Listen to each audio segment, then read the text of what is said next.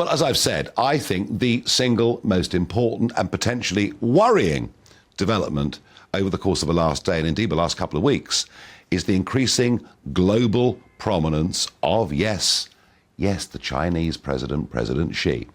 There he was just last week, brokering an agreement, almost like an Abraham Accord, between Saudi Arabia and Iran. I could scarcely believe what I was seeing, or the lack of comment around it. And there he is with Putin, and they're praising each other to the high heavens. In fact, it's even been reported that Putin may now go and visit Beijing. We're not talking about this enough.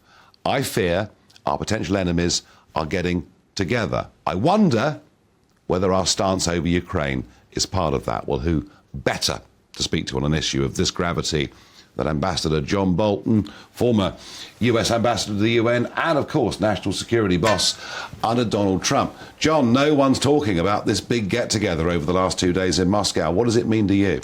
Well, it's hugely significant. And, you know, sometimes history moves fast, sometimes it moves slow. I think it's moving very fast now. And you've hit two very important things. China's presence in the Middle East in a way it's never done before, followed a few days later by joint naval maneuvers by Russia, China, and Iran in the Gulf of Oman, right outside the Strait of Hormuz, through which all that oil comes. And then in Moscow, you can't make this up. What has been recreated here is the Cold War Sino-Soviet alliance, except this time it's the Chinese who are on top and it's the Russians who are the junior partners. And they've got outliers like Iran and North Korea. This is a global problem.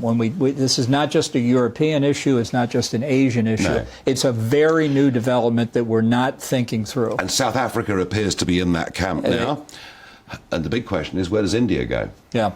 Well, I think India can be brought away from the Russians. It's difficult given their background, but they do see China as their principal enemy, and they share a frontier that the Chinese are constantly encroaching on, so there's reason for that. But India has helped Russia out buying oil and gas during the war in Ukraine, so it's very complicated for them. But what all this says is the kind of comfort level we've had after the end of the Cold War is over. Now, it was in fact over before. For America, 9/11 showed that it was over. But this is really significant, and I just fear in America and in Europe, people don't see the big picture. I wonder, John Bolton, and I was over at CPAC recently, and as you know, I'm in touch with a lot of media and political figures in the States. I'm fascinated. I mean, here there is very strong support for Zelensky, very strong support for Ukraine. We take the view that a sovereign country has been invaded and therefore we must defend them and help them.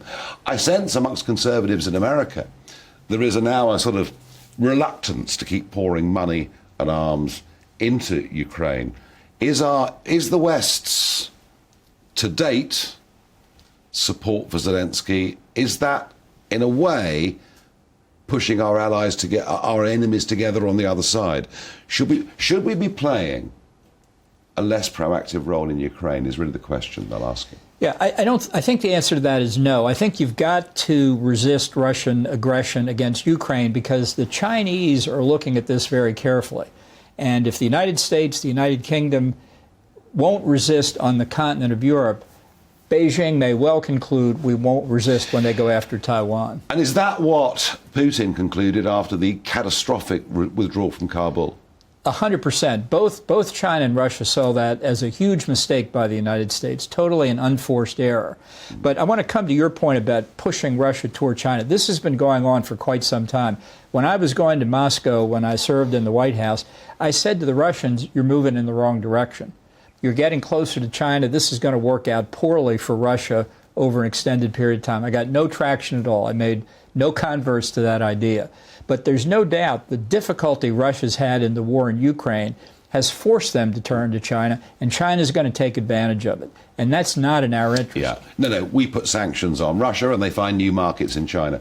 Now, I wonder if Donald Trump had been in the White House, whether Putin would have invaded Ukraine. What do you think? Well, I think he thought Trump was going to withdraw from NATO in a second term, and I do think that would have been a possibility. Trump has said in the past few days we need to completely reevaluate NATO, which I take to be Well, Trump said the delinquent members should pay the 2%. And I tell you, 99% of Americans agree with that. Yeah. That too many European countries have benefited from UK and US defense expenditures. But I think Putin was expecting a Trump victory in 2020, and I think that's when he would have gone after Ukraine. Interesting. Now, John, you and President Trump famously fell out quite dramatically. It's very diplomatically put, Nigel. Well, I mean, I think both sides had their fair say. But I've got to come. And goodness knows what on earth is going on when Trump puts out at the weekend on Truth Social, they're going to come and arrest me on Tuesday, and barricades are being put up around the courthouse in New York, and people are massing in the streets outside Mar-a-Lago. This is all around a £130,000 payment that was made to porn star Stormy Daniels, and it's all about whether that should have been listed as a campaign contribution. Well, whether it should or shouldn't, I can't judge. But even if it should and it was omitted, I looked at it. About $1.6 billion was spent between the two sides of the presidential campaign. This, at worst, would be a misdemeanor and a rounding error, wouldn't it? Yeah, look, Trump faces a number of potential criminal indictments. And I think anybody who's looked at them would say the Stormy Daniels case is the least important, least significant. If one prosecutor were handling all these, this would be the last case brought. But we have a federal system. The Georgia prosecutors are looking at another thing, New York, federal government. There obviously was no coordination. Because the deep state wants to bring him down. That's what the Trumpites would say. Well, here's a point that I don't think you can argue with, and that is the Democrats think that Trump is their greatest asset. They may be right or they may be wrong, but the real question here is not whether Trump gets indicted. I think that's coming in days. I don't know exactly when, but it's days, not weeks, in the Stormy Daniels matter. The real issue is, will he get convicted?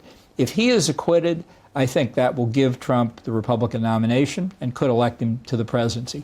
If he's convicted, even though it's trivial in the big picture, a former president of the United States convicted for cooking the books for the hush money he paid a porn star with whom he was having an affair. John Bolton, $130,000, and here we have the president's drug-addled son getting, and his brother's not done too badly either, getting millions from corrupt regimes all over the world. Won't fair-minded Americans say something's gone wrong? Everything's rotten in America, including our judiciary. Well, I have to say this. In middle America, out where the evangelical Christians are, hush money to a porn star is not a good look.